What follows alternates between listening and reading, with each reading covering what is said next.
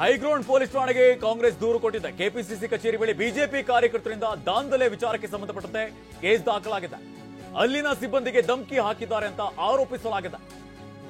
ಹರೀಶ್ ಪೂಂಜಾ, ಧೀರಜ್ ಸೇರಿದಂತೆ ಹಲವರಿಂದ ದಾಂಧಲೆ ಮಾಡಲಾಗಿದೆ. ಇವರ ವಿರುದ್ಧ ಕ್ರಮ ಕೈಗೊಳ್ಳಬೇಕು ಅಂತ ಆಗ್ರಹಿಸಿದ್ದಾರೆ. ಕೆಪಿಸಿಸಿ ಅಧ್ಯಕ್ಷರ ಆದೇಶದ ಮೇಲೆ ದೂರನ್ನ ದಾಖಲಿಸಲಾಗಿರುವಂತದ್ದು. ಬಿಜೆಪಿಯ ಕಾರ್ಯಕರ್ತರು ಕೆಪಿಸಿಸಿ ಕಚೇರಿಯ ಮುಂಭಾಗದಲ್ಲಿ ಪ್ರತಿಭಟನೆಯನ್ನು ನಡೆಸಿದ್ರು. ಇದಕ್ಕೆ ಸಂಬಂಧಪಟ್ಟಂತೆ ಈಗ ದೂರನ್ನ ದಾಖಲಿಸಲಾಗಿದೆ.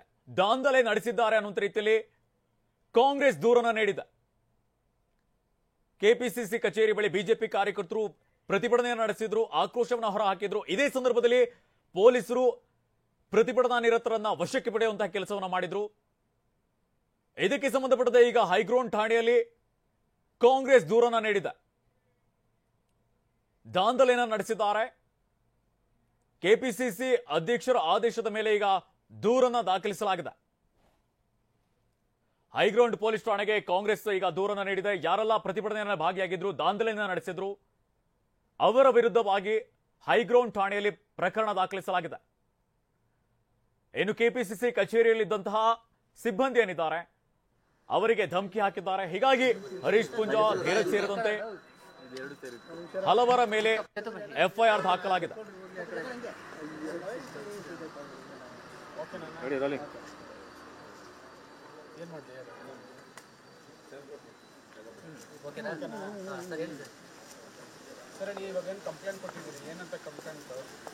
ಇವತ್ತು ಸುಮಾರು ರಾತ್ರಿ ಒಂದು 9:15 ಗಂಟೆ ಸಂದರ್ಭದಲ್ಲಿ ಕೆಲವು ಬಿಜೆಪಿ ಶಾಸಕರು ಕಾರ್ಯಕರ್ತರೆಲ್ಲ ಬಂದು ಕೆಪಿಸಿ ಕಚೇರಿ ಮುಂದೆ ಕಾಂಗ್ರೆಸ್ ವಿರುದ್ಧ ಘೋಷಣೆ ಕೂಗಿ ದಬ್ಬಾಳಿಕೆ ನಡೆಸಿದ್ದಾರೆ. ಅಲ್ಲಿನ ಸಿಬ್ಬಂದಿ ವರ್ಗದವರಿಗೆ ಬೆದರಿಕೆಯನ್ನು ಹಾಕಿದ್ದಾರೆ. ಕಾರಣ ಏನನ್ನೋದನ್ನ ಬಿಜೆಪಿಯವರೇ ಹೇಳಬೇಕು. ಯಾತಕ್ಕೋಸ್ಕರ ಕಾಂಗ್ರೆಸ್ ಕಚೇರಿ ಮುಂದೆ ಇಷ್ಟೊತ್ತು ರಾತ್ರಿ ಬಂದು ಪ್ರತಿಭಟನೆ ಮಾಡಲಿಕ್ಕೆ ಪ್ರತಿಯೊಬ್ಬರಿಗೂ ಹಕ್ಕಿದೆ. ನಾವು ಸಾಕಷ್ಟು ಬಾರಿ ಕೇಂದ್ರ ಸರ್ಕಾರ ಇರ್ಬೋದು, ರಾಜ್ಯ ಸರ್ಕಾರ ಇರ್ಬೋದು, ಬಿಜೆಪಿ ನಾಯಕರಿಂದ ಹೋರಾಟ ಮಾಡಿದ್ದೀವಿ. ಹೋರಾಟದ ಉದ್ದೇಶ ಏನು ಅಂತ ತಿಳಿಬೇಕು.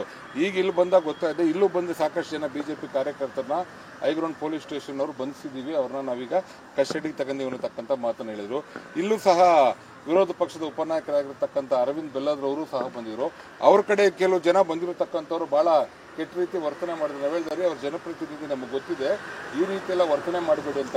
ಈಗ ಯಾರೋ ಘೋಷಣೆ ಕೂಗಿದ್ದಾರೆ ಅನ್ನತಕ್ಕಂಥ ಮಾತು ಬಗ್ಗೆ, ಯಾರೇ ಈ ರೀತಿಯಾದಂಥ ಒಂದು ಘೋಷಣೆ ಕೂಗಿದ್ರೆ ಅವರ ವಿರುದ್ಧ ಅತ್ಯಂತ ಕಠಿಣವಾದಂಥ ಕಾನೂನು ಕ್ರಮ ಕೈಗೊಳ್ಳಬೇಕು. ಅದರಲ್ಲಿ ಯಾವುದೇ ರೀತಿಯ ರಾಜಿ ಅನ್ನತಕ್ಕಂಥ ಮಾತಿಲ್ಲ.